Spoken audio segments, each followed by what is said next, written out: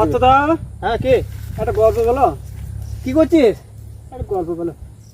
গল্প শুনবি? হ্যাঁ, কি গল্প শুনবি?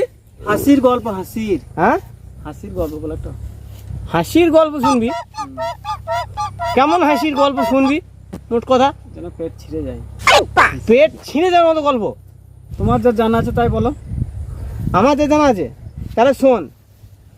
বলো। এই আগেকার দিনে পাড়ায় পাড়ায় ভিডিও হতো না, ভিডিও হ্যাঁ, মেন অনুষ্ঠান ছিল। মেন অনুষ্ঠান ছিল। ধর তখন তো মানুষের ঘরে ঘরে টিভি ছিল না, ওই বই লাগাইতো কোনো বিয়েতে, তারপরে কোনো অন্নপ্রাশনে, পুজো পার্বণ যাই হতো, ভিডিও হচ্ছে মেন উপকরণ। ভিডিও হবেই মাস্ট, 4টে 5টা করে। 5 রাত ভিডিও মানে হ্যাঁ ভালো অনুষ্ঠান। হ্যাঁ হ্যাঁ হ্যাঁ 5 রাত করে তোর ওই ভিডিও লাগিয়ে দিত।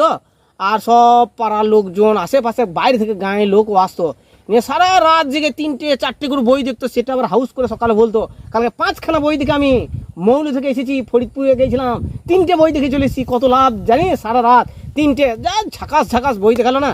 এইরকম একটা দিন আমরা ফরিদপুর গেছি বই দেখতে, সিনেমা আর কি। সারা রাত বৃষ্টি, কাদা হয়ে গেল, এবার বসবো কোথা? তখন ধরণীধর পাল রে, ধরণী পাল কত না, ওদের খামারে চলে গেছি খড়ের আঁটটি আনতে, খড়ের পালি থেকে খ্যার তো এনে পাততে হবে তো। এবার বই তো আর কামাই দেবে না, বৃষ্টি হয়েছে বলে কাদাতেই বসে দেখতে পারলে হলে খড় টানছি। এই মুহূর্তে ধরণীধর চলে এসেছে, বলছে আরে দেখ গা তো খামার বাড়িতে কিরম একটা খড় টানার আওয়াজ হয়েছে, আজ সিনেমা লাগিয়েছে মনে হয়, দেখ গা কাদা হয়েছে আমার খড়ের পালুই তার মারছে। ধর একটা লোক পাঠিয়ে দিয়েছি বাবু, কে ঘটনা। আমি বললাম ওগো কাকু, আমি পাঁচ ঠাকুর বটি, এই কাদা হয়ে দুয়াটি খড় লিয়েছে, বসে পাতবো নি, আবার ওই খড় নিয়ে যাবো। ও বেশ যাও যা যা। দেখছি ঠাকুর মাকুর মানুষ তো খালি মানে গায়ে মানে আর কি, ঠাকুর মশাই মানুষ, ওকে আর কি বলবো। নিয়ে নিলাম। পাশে ছিল একজন আদিবাসী ভাই, সে গোটা গল্পটা দেখলে শুনলে শালা ও বললে মানে ঠাকুর মশাই বটি, আমি মৌলর ঠাকুর মশাই, এই দুয়াটি খোয়া লিচি দেবো, তাহলে আমু তো দুয়াটি দরকার, তাহলে আমু বলবো ঠাকুর মশাই বটি। এবার ও টান দেখে যে কিছু পরে আবার লোকটা ওখানে দাঁড়িয়ে আছে, আর কে লাই দেখি খড়ের পালি থেকে খড়গুলো কে লাই দেখি। তো ইতি অবসরে যেই ওই আদিবাসী ভাইটা খড় টেনেছে, রে আর বলছে যে ও তো বললো ঠাকুর মশাই বটি, তুই তখন বলছে আমি ঠাকুর মশাই বটি গো। ব্যাস এই যেই না বলছে ঠাকুর মশাই, তুই শালা আদিবাসী বটিস আর ঠাকুর মশাই বলছিস, লাই পগিয়ে খড়গুলো লীলা হচ্ছে, লাই সে আল্লাহ আদিবাসী কোথাকার এখন ঠাকুর মশাই হয়েছিস কবে থেকে তুই?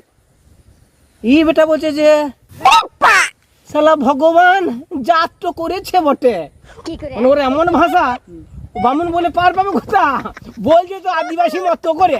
আমি যাকে বলছি ঘটনাটা সকালবেলা থেকে সব হেসে মোছে। তখন আদিবাসী ভাইটা বলছে যে হে ভগবান, এমন জাত তো করেছিল বটে, অন্ধকারেই চিনে নিছে, মানে ওর মুখের ভাষাটা এমনই, আমি ঠাকুর মশাই বটে গো। আর বলছে কুশালা মাঝি কবে থেকে ঠাকুর হলি? তখনই বলছে মাঝি বেটা যে এমন জাত তো করেছিলিস ঠাকুর, আমাদেরকে আন্ধার রাতেও চিনে লিছে। আরে ঘটনাটা যখন যাকে বলছি হেসে বই দেখবে না চাই, শুধু তো টিলিটি বলছে। ওই বঙ্গা মাঝি গো, বঙ্গা মাঝি, সাঁওতাল পাড়া বঙ্গা মাঝি বলছে এমন জাত তো করেছিলি বটে ঠাকুর, যে শালা আমাদেরকে আন্ধার রাতেও চিনে লিছে। আজকে পাঁচ ঠাকুর পাড় পেয়ে দুয়াটি খড় টেনে চলে গেল।